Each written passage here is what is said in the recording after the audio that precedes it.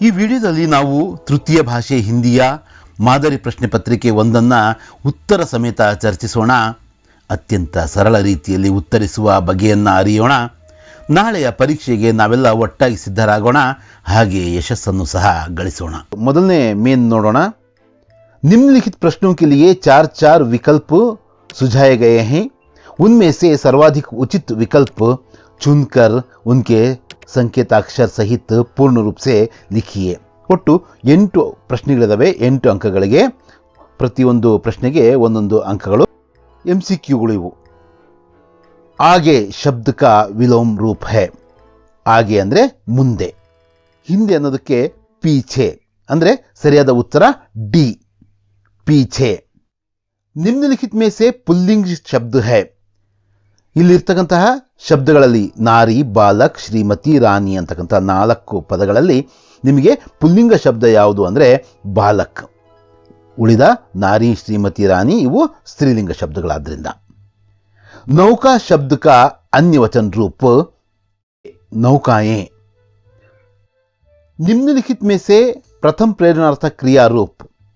ಇಲ್ಲಿರ್ತಕ್ಕಂತಹ ಇದರಲ್ಲಿ ಪ್ರಥಮ ಪ್ರೇರಣಾರ್ಥಕ ಕ್ರಿಯಾರೂಪ ಯಾವುದು ಅಂತ ಕೇಳಿದರೆ ಜಿತಾನ. ಎ ಜಿತಾನ. ಇದು ಕನ್ಫ್ಯೂಸ್ ಆಗಬಾರ್ದು ನೀವು. ಜೀತಾನ ಅಂತ ಬಿ ಇದೆ, ಅಥವಾ ಜಿತ್ವಾನ ಅದು ದ್ವಿತೀಯ ಪ್ರೇರಣಾರ್ಥಕ ಕ್ರಿಯಾರೂಪ. ಜಿತಾನ ಎ ಇದಕ್ಕೆ ರೈಟ್ ಆನ್ಸರ್. जेब डैश पैसा गिरा. खाली जगह में सही कारक होगा से ಡಿ ಇದೆಯಲ್ಲ, ಇದನ್ನ ಜೇಬ್ ಸೆ ಪೈಸಾ ಗಿರಾ ಅದನ್ನು ನಾವು ಬರಿಬೇಕಿಲ್ಲಿ. ಹಾಗೆಯೇ आपका नाम क्या है ವಾಕ್ಯ में ಪ್ರಯುಕ್ತ ವಿರಾಮ್ ಚಿಹ್ನೆ ಕ್ಯಾ ಹೈ. ಅಂದರೆ ಈ ಇದರಲ್ಲಿರ್ತಕ್ಕಂತಹ ವಿರಾಮ್ ಚಿಹ್ನೆ ಯಾವುದು, ಕ್ವಶನ್ ಮಾರ್ಕ್ ಇದೆ ತಾನೆ, ಅದನ್ನು ಏನಂತ ಕರಿತೀವಿ? ಬಿ ಪ್ರಶ್ನವಾಚಕ್. ಪ್ರಶ್ನವಾಚಕ್ ಅಂತ ನಾವು ಕರಿತೀವಿ. 7ನೇ ಪ್ರಶ್ನೆ ಏನಿದೆ, ಸಮಾಸ್ ಕೇಳಿದರೆ ಇಲ್ಲಿ ದೇಶ ಪ್ರೇಮ ಶಬ್ದ इस समास का उदाहरण है. समास 2 या 2 से अधिक शब्द के मेल से नए शब्द बनाने की क्रिया को समास कहते हैं. इस सामासिक पद को अगर विखंडित किया जाए या समास का विग्रह किया जाए तो देश के लिए प्रेम संप्रदान तत्पुरुष समास है यह.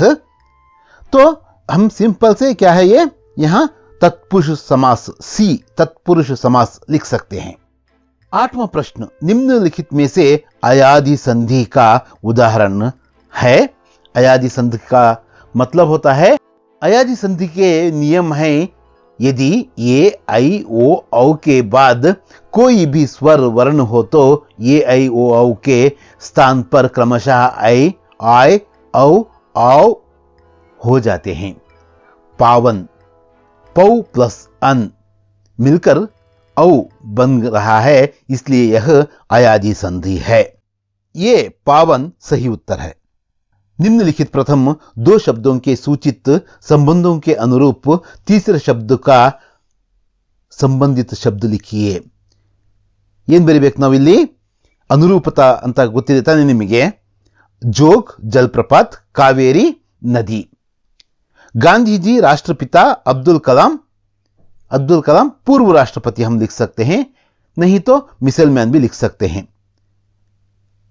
पहली एवरेस्ट पर्वतारोही भारतीय महिला बिछेंद्र पाल. यहां भारतीय छूट गया है तो हम ऐसा उसको पढ़ लेना चाहिए. भारतीय ಅಂತ ಇರಬೇಕಾಗಿತ್ತು, ಅಲ್ಲಿಲ್ಲ. पहली एवरेस्ट पर्वतारोही भारतीय महिला बिछेंद्र पाल. ಪಹಲಿ ಅಂತ ಇದೆ, ಅದು ಪಹಲಾ ಅಂತ ಮಾಡ್ಕೋಬೇಕು ನಾವು. ಪಹಲಾ ಹಿಮಾಲಯ ಪರ್ವತಾರೋಹಿ ಪುರುಷ ಕೌನ್ ಹೈ? तेंजिंग नार्गे पहला हिमालय पर्वतारोही पुरुष है. पहली एवरेस्ट पर्वतारोही महिला अगर भारतीय नहीं है तो यहां क्या होना चाहिए था? Junko Tabei. 12वां प्रश्न देखेंगे, अभिमान पाप का मूल, दया धर्म का मूल. तुलसी के दोहे से लिया गया है यह प्रश्न. तीसरा मेन को देखेंगे. यहां क्या करना है? शब्द में नहीं, पूर्ण वाक्य में, एक पूर्ण वाक्य में हमें उत्तर लिखना है. 4 प्रश्न यहां दिए गए हैं 4 अंक के लिए. 13वां प्रश्न, गिलहरी की समाधि कहां बनाई गई है? गिलहरी की समाधि सोनजूही लता के नीचे बनाई गई है. 14th क्वेश्चन, लेखक प्रेमचंद चौक में क्यों गए थे? लेखक प्रेमचंद चौक में 2-4 जरूरी चीजें खरीदने गए थे। बालकृष्ण का रंग कैसा था? बालकृष्ण का रंग काला था। 16th क्वेश्चन, 16वां प्रश्न, कवि भारत माता से क्या प्रार्थना करता है? करते हैं ऐसा रहना था, जाने दो। कवि भारत माता से जग के रूप को बदलने की प्रार्थना करते हैं। 4th मेन, निम्नलिखित प्रश्नों के उत्तर 2-3 ವಾಕ್ಯ में लिखिए. 2-3 ವಾಕ್ಯದಲ್ಲಿ ನಾವು ಇಲ್ಲಿ ಕೇಳಿರತಕ್ಕಂತಹ ಪ್ರಶ್ನೆಗಳಿಗೆ ಉತ್ತರಿಸಬೇಕು. 17वां प्रश्न, दुकानदार ने अपने नौकर से क्या कहा? दुकानदार ने अपने नौकर से यह कहा कि आध सेर कश्मीरी सेब निकाला, चुनकर लाना. ಅಂದ್ರೆ ಅಂಗಡಿಯವ ತನ್ನ ನೌಕರನಿಗೆ ಏನಂತ ಹೇಳ್ದ? ಅರ್ಧ ಸೇರಿನಷ್ಟು ಕಾಶ್ಮೀರಿ ಸೇಬುಗಳನ್ನ ತೆಗೆದುಕೊಂಡು ಬಾ, ಹಾಗೇನೆ ಅವನ್ನ ಒಳ್ಳೆವು ಆರಿಸ್ಕೊಂಡು ತಗೊಂಡು ಬಾ ಅಂತ ಹೇಳ್ದ. 18वां प्रश्न है, अब्दुल कलाम के पिता के बारे में लिखिए. अब्दुल कलाम ಅವರ ತಂದೆ ಜೈನುಲಾಬ್ದೀನ್ ಇದಾರಲ್ಲ, ಅವರ ಬಗ್ಗೆ ಬರೀರಿ ಅಂತ ಕೇಳಿದ್ದಾರೆ. अब्दुल कलाम जी के पिता जैनुलाब्दीन थे. उनकी कोई औपचारिक शिक्षा नहीं हुई थी और ना ही वे बहुत धनी व्यक्ति थे. उनमें उदारता की सच्ची भावना थी. वे एक ಆಡಂಬರಹೀನ ವ್ಯಕ್ತಿ ಥೇ. ಅವ್ರ ಬಗ್ಗೆ ಗೊತ್ತು ತಾನೇ ನಿಮಗೆ. ಅವರಿಗೆ ಯಾವುದೇ ಔಪಚಾರಿಕ ಶಿಕ್ಷಣ ಇಲ್ಲದೆ ಇದ್ರೂ ಕೂಡ, ಅವರು ತುಂಬ ಶ್ರೀಮಂತರು ಆಗದೇ ಇದ್ರೂ ಕೂಡ ಉದಾರತೆಯ ನಿಜವಾದ ಭಾವನೆ ಅವರಲ್ಲಿತ್ತು. ಹಾಗೆ ಅವರು ತೋರಿಕೆಯ ವ್ಯಕ್ತಿ ಆಗಿರಲಿಲ್ಲ. 19ನೇ ಪ್ರಶ್ನೆ ಏನಿದೆ, ಕನ್ನಡ के ज्ञानपीठ पुरस्कृत साहित्यकार कौन कौन है? ಕನ್ನಡ ಭಾಷೆಗೆ ಸಂದಿರುವ ಜ್ಞಾನಪೀಠ ಪ್ರಶಸ್ತಿಗಳನ್ನ ಪಡೆದಿರತಕ್ಕಂತಹ ಸಾಹಿತ್ಯಕಾರರ ಹೆಸರನ್ನ ಇವರು ಕೇಳಿದ್ದಾರೆ. ಗೊತ್ತಿದೆ ತಾನೇ ನಮಗೆ, ಬರೆಯೋಣ. कन्नड़ के ज्ञानपीठ पुरस्कृत साहित्यकार हैं कुवेंपु, दरा बेंद्रे, शिवराम कारंत, मास्ती वेंकटेश अयंगार, वीकृ गोकाक, यूआर अनंत मूर्ति, गिरीश कार्नाड और चंद्रशेखर कंबार. 20ನೇ ಪ್ರಶ್ನೆ ಏನಿದೆ, बसंत राजकिशोर से पैसे लेने से क्यों इनकार करता है?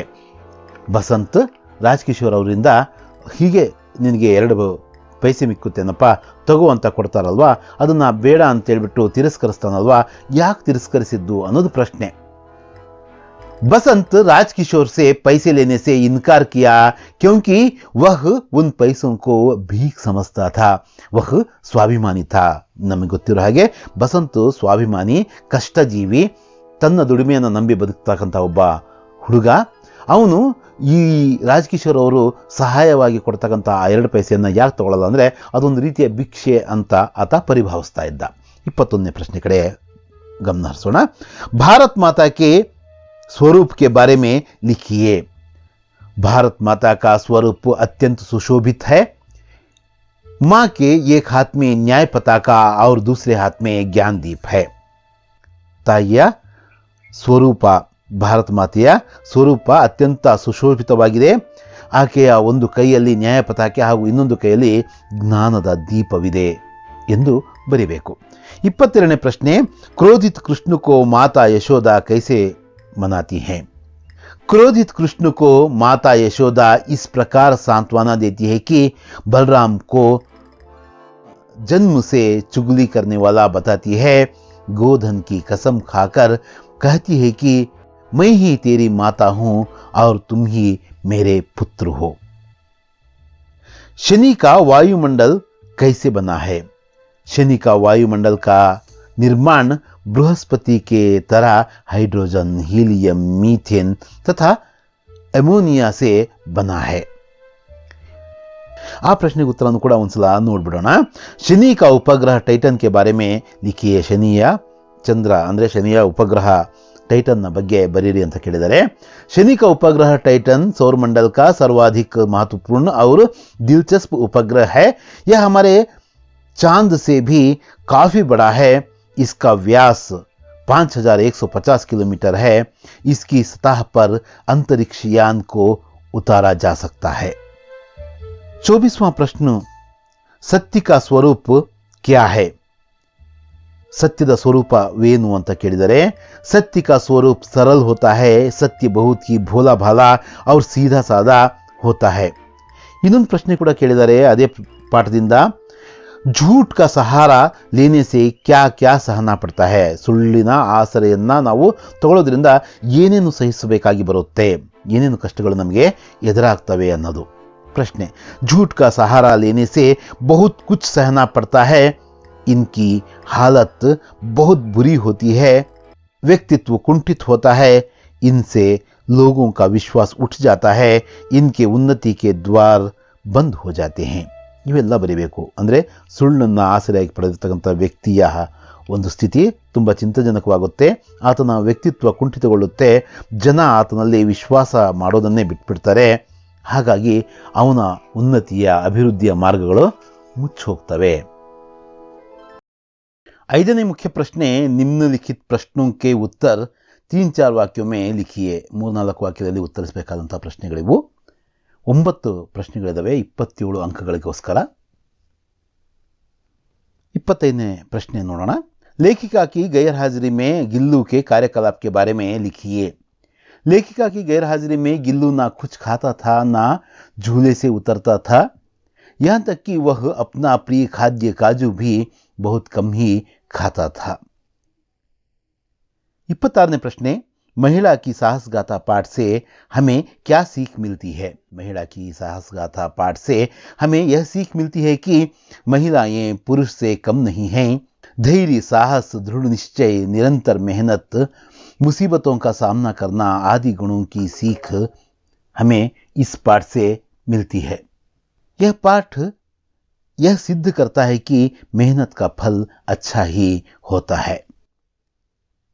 27th क्वेश्चन, 27ನೇ प्रश्न, कर्नाटक की वास्तुकला और शिल्पकला का वर्णन कीजिए. कर्नाटक की वास्तुकला और शिल्पकला अनोखी है. बदामी, ऐहोळे, पट्टदकल्लु में जो मंदिर हैं उनकी शिल्पकला और वास्तुकला अद्भुत है. बेलूरू, हड़ेबीडू, सोमनाथपुर के मंदिर में जो मूर्तियां हैं वे सजीव लगती हैं. ये हमें पुराणों की कहानियां सुनाती हैं. श्रवण बेलगोल में 57 फुट ऊंची गोमटेश्वर की मूर्ति है और विजयपुर में गोल गुंबज है. 28वां प्रश्न, लेखक को भेजे गए निमंत्रण पत्र में क्या क्या लिखा गया था, स्पष्ट कीजिए. ईमानदारों के सम्मेलन में पाठದ ಪ್ರಶ್ನೆ ಇದು. लेखक को भेजे गए निमंत्रण पत्र में सम्मेलन के आयोजकों ने सम्मेलन के उद्घाटन के लिए लेखक को निमंत्रण दिया था. पत्र में लेखक को देश के प्रसिद्ध ईमानदार कहा गया था. उन्हें आने जाने का पहले दर्जे का किराया और आवास, भोजन आदि उत्तम व्यवस्था करने की बात कही गई थी. 29ನೇ ಪ್ರಶ್ನೆ, राजकिशोर के मानवीय व्यवहार अनुसरणीय हैं, कैसे बताइए. राजकिशोर के मानवीय गुण अनुसरणीय हैं क्योंकि वे एक मानवतावादी हैं. वे गरीब मजदूरों के लिए काम करते हैं. जरूरत न रहने पर भी उन्होंने बसंत की स्थिति को देखकर उससे छलनी खरीदते हैं. बसंत की ईमानदारी को पहचानते हैं. बसंत के लिए चिकित्सा की व्यवस्था करते हैं. ರಾಜಕಿಶೋರ್ ಅವರ ಮಾನವೀಯ ವ್ಯವಹಾರದ ಬಗ್ಗೆ, ಅವರ ಗುಣಗಳ ಬಗ್ಗೆ ತಿಳಿಸಿ ಅಂತ ಹೇಳಿದ್ದಾರೆ. ಅದನ್ನು ನಾವು ಇಲ್ಲಿ ಬರಿಬೇಕು. 30ನೇ ಪ್ರಶ್ನೆ, कविता में आधुनिक मानव की भौतिक साधना का वर्णन कैसे किया गया है. ನಾಳೆ ಎಕ್ಸಾಮಿಗೆ ನಮಗೆ ಆ ಕವಿತೆಯ ಹೆಸರು ಕೂಡ ಕೇಳಲಾಗುತ್ತೆ. ಅಭಿನವ ಮನುಷ್ಯ ಪದ್ಯದ ಪ್ರಶ್ನೆ ಇದು. ಉತ್ತರವನ್ನು ಹೀಗೆ ಬರೀಬಹುದು. अभिनव मनुष्य कविता में आधुनिक मानव की भौतिक साधना का वर्णन किया गया है. वह प्रकृति पर विजय पाना चाहता है. उसके करों में वार्य विद्युत भाप बंधे हुए हैं. उसके आदेश पर पवन का ताप चढ़ता उतरता है. उसे कोई रोक टोक नहीं है. वह नदी, पर्वत, सागर को एक समान लांघ सकता है. परमाणु भी उसके करों को देखकर कांपते हैं. उसे अंतरिक्ष से पाताल तक का ज्ञान है. समय का सदुपयोग कैसे करना चाहिए. ಸಮಯದ ಸದುಪಯೋಗವನ್ನು ಹೇಗೆ ಮಾಡಬೇಕು, ಟೈಮ್ ಮ್ಯಾನೇಜ್ಮೆಂಟ್ ಬಗ್ಗೆ ಪ್ರಶ್ನೆ ಇದು. ಸಮಯಕ್ಕೆ ಪಹಚಾನ್ ಕವಿತೆಯಿಂದ ಕೇಳಲಾಗಿದೆ ಈ ಪ್ರಶ್ನೆ ಸಹ. ನಮಗಿದೇ ಮುಖ್ಯ, ಯಾವ ಪ್ರಶ್ನೆ ಎಲ್ಲಿಂದ ಕೇಳಿದ್ದಾರೆ ಅಂತ ಅದಕ್ಕೆ ಸಂಬಂಧಪಟ್ಟಂತಹ ಆ ರೀತಿಯ ಪ್ರಶ್ನೆಗಳನ್ನು ನಾವು ಪ್ರಿಪೇರ್ ಆಗಬೇಕು. समय का सदुपयोग करना चाहिए. हम आलस को छोड़कर आज का काम आज ही करना चाहिए. समय अमूल्य है, अतः इसको नहीं खोना है, क्योंकि वह हमें दोबारा कभी नहीं मिलता है. समय के रहते ही समय का सदुपयोग सही ढंग से करना है. 32ನೇ ಪ್ರಶ್ನೆ ತುಳಸಿಗೆ ದೋಹೆಯ ತವನ್ನ ಕೇಳಿದರೆ ಬರಿಬೇಕು ನಾವು ಇಲ್ಲಿ. ಜಡ ಚೇತನ್ ಗುಣ ದೋಷಮಯ ವಿಶ್ವ ಕಿನ್ಹ ಕರ್ತಾರ್ ಸಂತ ಹಂಸ ಗುಣ ಗಹಿ ಪಾಯ್ ಪರಿಹರಿವಾರಿ ವಿಕಾರ. ಈ ಪದ್ಯದ ಹೆಸರನ್ನ, ಕವಿಗಳ ಹೆಸರನ್ನ ಬರೆದು ಇದರ ಭಾವವನ್ನು ನಾವು ಇಲ್ಲಿ ಸ್ಪಷ್ಟಪಡಿಸಬೇಕು. प्रस्तुत दोहे को श्री तुलसीदास जी से कृत तुलसी के दोहों से लिया गया है. कर्ता या भगवान ने इस विश्व को जड़ चेतन गुण दोषों के साथ बनाया है, अतः हम जड़ता को छोड़कर चैतन्यशील बनना है. दोषों को त्याग कर अच्छे गुणों के साथ रहना है. जैसे हंस दूध में से पानी को अलग करता है, उसी तरह हम भी समाज में ಲಭ್ಯ ಅಚ್ಛಾಯಿಯೋ ಕೋ ಅಪನಾನಾ ಚಾಹಿಯೆ. 33ನೇ ಪ್ರಶ್ನೆ ಕನ್ನಡ ಅಥವಾ ಇಂಗ್ಲಿಷಲ್ಲಿ ಅನುವಾದ ಮಾಡಿ ಅಂತ ಹೇಳ್ತಿದ್ದಾರೆ. ನಾವು ಸದ್ಯಕ್ಕೆ ಕನ್ನಡದಲ್ಲಿ ಅನುವಾದ ಮಾಡೋಣಂತೆ. शनि ग्रह अत्यंत मंद गति से सूर्य का एक चक्कर लगाता है. आकाश में साल भर के अंतर के बाद भी शनि की स्थिति में कोई परिवर्तन नहीं दिखाई देता. वह एक राशि में करीब 2.5 साल तक रहता है. ಶನಿಗ್ರಹವು ಅತ್ಯಂತ ನಿಧಾನವಾಗಿ ಅಂದರೆ ಮಂದಗತಿಯಿಂದ ಸೂರ್ಯನನ್ನು ಸುತ್ತುತ್ತದೆ. ವರ್ಷದ ನಂತರವೂ ಆಕಾಶದಲ್ಲಿನ ಅದರ ಸ್ಥಿತಿಯಲ್ಲಿ ಯಾವುದೇ ಬದಲಾವಣೆಗಳಾಗುವುದಿಲ್ಲ. ಇದು ಒಂದು ರಾಶಿಯಲ್ಲಿ ಸುಮಾರು 2.5 ವರ್ಷಗಳವರೆಗೆ ಇರುತ್ತದೆ. 6ನೇ ಮೇನಲ್ಲಿ 2 ಪ್ರಶ್ನೆಗಳಿದ್ದಾವೆ. 4 अंक का प्रश्नಗಳಿವು. इंटरनेट आधुनिक जीवन शैली का महत्वपूर्ण अंग बन गया है, विवरण के साथ स्पष्ट कीजिए. ಇಲ್ಲಿ 34ನೇ ಪ್ರಶ್ನೆಯಲ್ಲಿ ನಮಗೆ ಚಾಯ್ಸ್ ಇದೆ. ಮೊದಲನೇ ಪ್ರಶ್ನೆ ನಾವು ನೋಡೋದಾದರೆ ಏನಿದೆ ಅರ್ಥ, ನಮ್ಮ ಆಧುನಿಕ ಜೀವನ ಶೈಲಿಯ ಒಂದು ಮಹತ್ವಪೂರ್ಣ ಅಂಗವಾಗಿದೆ ಇಂಟರ್ನೆಟ್. ಅದನ್ನು ನಾವು ಇಲ್ಲಿ ಸ್ಪಷ್ಟಗೊಳಿಸಬೇಕು. ಹೀಗೆ ಬರೆಯೋಣಂತೆ ಪ್ರಶ್ನೆಗೆ ಉತ್ತರ. इंटरनेट आधुनिक जीवन शैली का महत्वपूर्ण अंग बन गया है. इसका असर बूढ़ों से लेकर छोटे बच्चों तक मतलब सब पर पड़ा है. व्यापार और बैंकिंग में इससे बहुत मदद मिलती है. ज़्यादा खर्च किए बिना इसके माध्यम से पल भर में कोई भी विचार हो, स्थिर चित्र हो, वीडियो हो, दुनिया के किसी भी कोने में भेजा जा सकता है. समाज के कई क्षेत्रों में इसका असर देखने को मिलता है, जैसे चिकित्सा, कृषि, अंतरिक्ष ज्ञान, विज्ञान, शिक्षा आदि.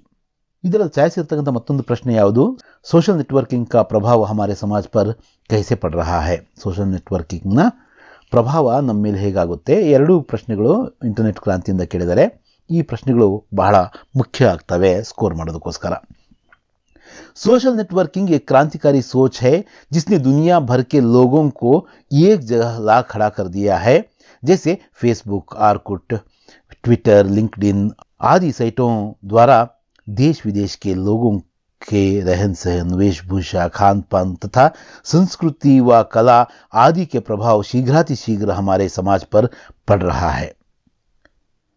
ಇನ್ನು 35ನೇ ಪ್ರಶ್ನೆ ಯಾವುದು, ನಿಮಗೆ ಗೊತ್ತಿರೋ ಹಾಗೇನೆ कोशिश करने वालों की कभी हार नहीं होती ಕವಿತೆಯ ಒಂದು ಪದ್ಯ ಭಾಗವನ್ನು ನಾವೇನು ಮಾಡಬೇಕು, ಕವಿತಾಂಶವನ್ನು ನಾವು ಇಲ್ಲಿ ಪೂರ್ಣಗೊಳಿಸಬೇಕು. असफलता एक चुनौती है, इसे स्वीकार करो.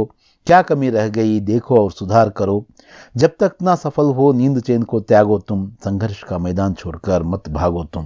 ನೀವೆಲ್ಲ ಈಗಾಗಲೇ ಬಯಾಟ್ ಮಾಡಿರ್ತಕ್ಕಂಥ ಪದ್ಯ ಇದು. ಇದನ್ನೇ ಕೇಳ್ತಾರೆ. 4 ಮಾರ್ಕ್ಸ್ ನಮ್ಮ ಜೇಬಲ್ಲಿದ್ದ ಹಾಗೆ.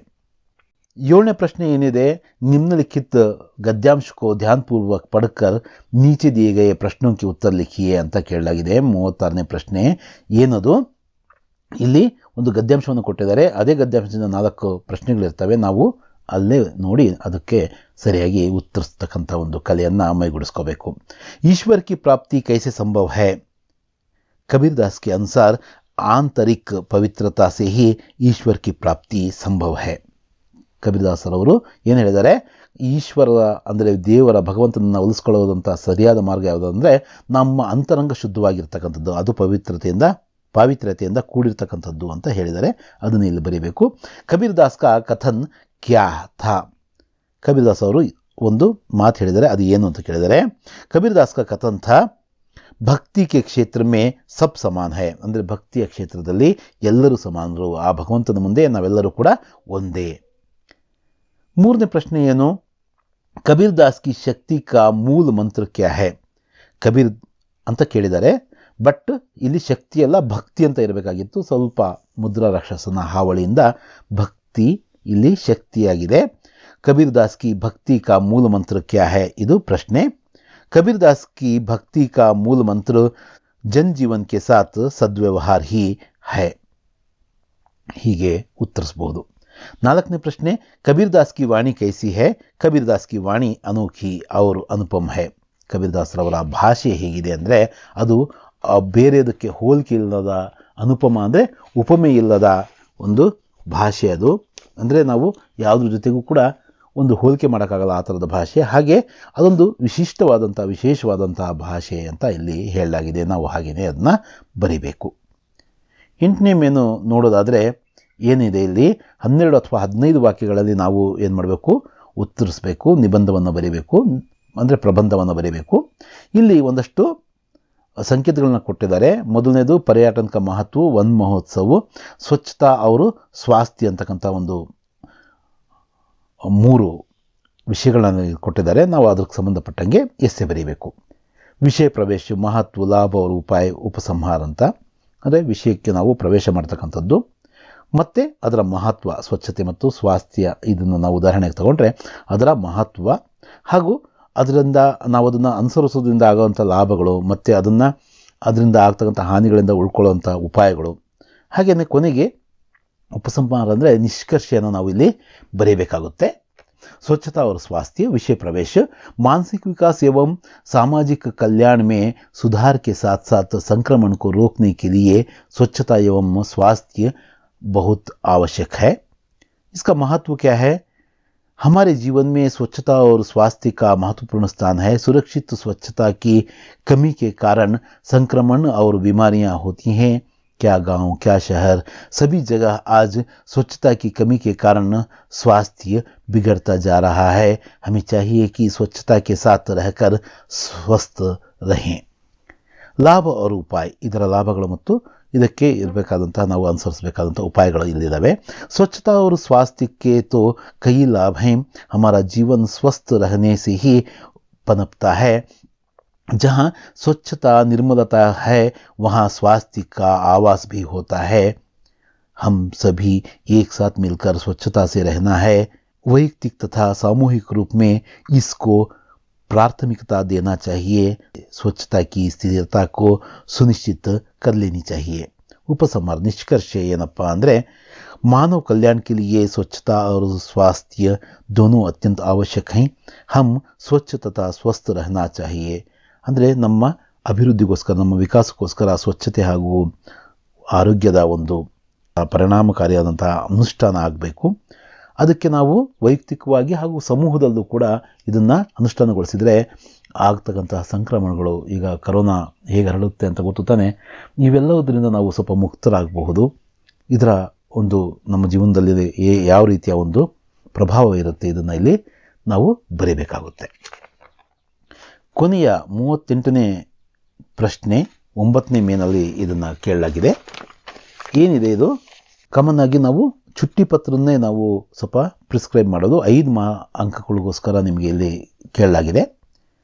निम्नलिखित विषय के बारे में पत्र लिखिए. ಒಂದು तबीयत ठीक ना होने के कारण बताते हुए 3 दिन की छुट्टी के लिए अपने प्रधान अध्यापक जी के नाम पत्र लिखिए. ಅಂದರೆ ನನ್ನ ಆರೋಗ್ಯ ಸರಿ ಇಲ್ಲ ಅಂತ ತಿಳಿಸ್ತಾ ಆ ಕಾರಣವನ್ನು ಕೊಡ್ತಾ 3 ದಿನಗಳ ಒಂದು ರಜೆ ಪತ್ರವನ್ನು, ಲೀವ್ ಲೆಟ್ರನ್ನು ನಾವು ನಮ್ಮ ಪ್ರಧಾನ ಅಧ್ಯಾಪಕರು, ನಮ್ಮ ಹೆಡ್ ಮಾಸ್ಟರ್ ಹೆಸರಲ್ಲಿ ಅಥವಾ ಹೆಡ್ ಮಿಸಸ್ ಯಾರಿರ್ತಾರೋ ಅವ್ರ ಹೆಸರಲ್ಲಿ ಒಂದು ಪತ್ರವನ್ನು, ರಾಜಾ ಚೀಟಿಯನ್ನು ಬರೀಬೇಕು. ಹೆಸರನ್ನ ಕಾಮನ್ ಆಗಿ ಬರೆಯೋದು ಬೇಡ ಅಂತ ತಿಳಿದವರು ಹೇಳ್ತಾರೆ. ಹಾಗಾಗಿ ಇಲ್ಲಿ ಪ್ರೇಷಕ್ ಅಂದರೆ ಐ ಅಂತ ಬರೆಯೋಣಂತೆ. ನಮ್ಮ ಹೆಸರು ಏನೇ ಆಗಿರ್ಬೋದು, ನಾವು ಎಕ್ಸಾಮ್ ಓರಿಯೆಂಟೆಡ್ ಆಗಿ ನಾವು ಕಲಿತಾ ಇರೋದ್ರಿಂದ ಈ ರೀತಿ ನಾವು ಅಭ್ಯಾಸ ಮಾಡಿದ್ರೆ ಎಕ್ಸಾಮಲ್ಲಿ ಭಾಳ ಈಸಿಯಾಗಿ ಔಟ್ ಆಫ್ ಮಾರ್ಕ್ಸ್ನ ನಾವು ತಗೋಬೋದು. 10वीं कक्षा ಸರ್ಕಾರಿ ಪಾಠಶಾಲಾ ಚಿತ್ರದುರ್ಗ ನಾನು ಚಿತ್ರದುರ್ಗದಾಗಿರೋದ್ರಿಂದ ಅದನ್ನೇ ನಾವಿಲ್ಲಿ ಬರಿತಾ ಇದ್ದೀನಿ. ಸೇವಾಮೆ ಪ್ರಧಾನಾಚಾರಿ ಸರ್ಕಾರಿ ಪಾಠಶಾಲಾ ಚಿತ್ರದುರ್ಗ, ಅದನ್ನು ಕೂಡ ನಾವು ಯಾರ ಪ್ರೇಕ್ಷಕಂದರೆ ನಾವು ಬರೀತಕ್ಕಂಥವ್ರು ಯಾರು ನಾವು ಏನು ಪತ್ರವನ್ನು ಬರೀತಿದ್ದೆ ಅವರು ಯಾರಿಗೋಸ್ಕರ ಬರಿತೀವಿ, ಯಾರ ಹೆಸರಲ್ಲಿ ಬರೀತಿದ್ದೀವಿ ಅದನ್ನು ಸೇವಾಮೆ ಅಂತ ಬರಿತೀವಿ. ಮಾನ್ಯ ಮಹೋದಯ್ ಅವ್ರನ್ನ ನಾವು ಗೌರವದಿಂದ ಸಂಬೋಧಿಸ್ತಾ ಇದ್ದೀವಿ.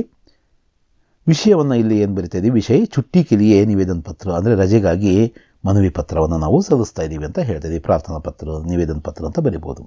ಆಪ್ಸಿ ನಿವೇದನ ಹೈ ಕಿ ಮೇರಿ ತಬಿಯತ್ ಠೀಕ್ ನಹಿ ಹೈ, ನಿಮ್ಮಲ್ಲಿ ನಾನು ವಿನಂತಿಸ್ಕೊಳ್ಳೋದೇನೆಂದರೆ ನನಗೆ ಆರೋಗ್ಯ ಸರಿ ಇಲ್ಲ, इसलिए मैं 3 दिन तक पाठशाला नहीं आ सकता अथवा आ सकती, मुझे आज से 3 दिन तक छुट्टी प्रदान करने की कृपा करें. ನನಗೆ ಇವತ್ತಿಂದ 3 ದಿನಗಳ ಒಂದು ರಜೆಯನ್ನು ಕೊಡುವ ಒಂದು ಕೃಪೆಯನ್ನು ತೋರಿ ಅಂತ ಕೋರಿ ಈ ಪತ್ರವನ್ನು ಮುಗಿಸ್ಬೋದು. ಧನ್ಯವಾದಗಳನ್ನು ಹೇಳ್ತಾ ಇದ್ದೀವಿ.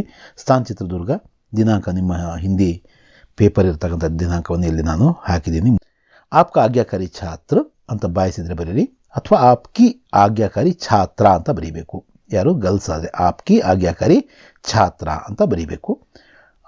ಅಂತಲೇ ನೀವು ಅಲ್ಲಿ ಬರೀತೀರಾ.